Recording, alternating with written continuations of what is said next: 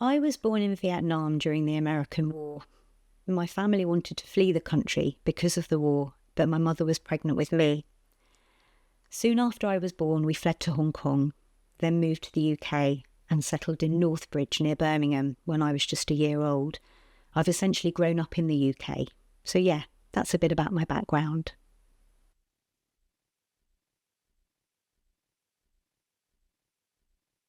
It was quite weird how I got into research because I was at UCLan in Preston where I studied deaf studies and women's studies, including feminism.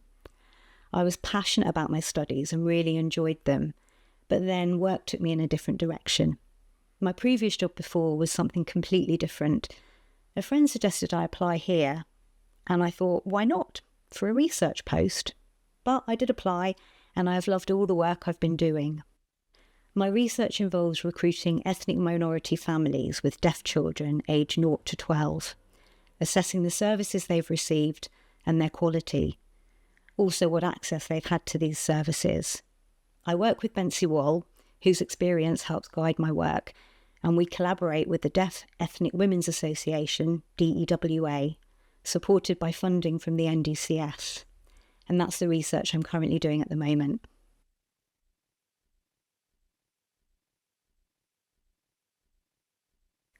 One of my proudest achievements was obtaining my degree. You might think it's no big deal, but my family doesn't have a strong academic background. Only 3 of us in my family have degrees, so it means a lot to me.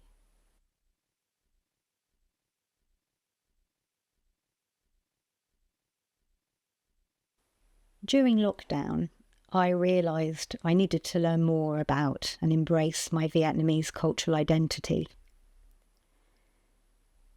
When we visit my mum, we always eat Vietnamese food.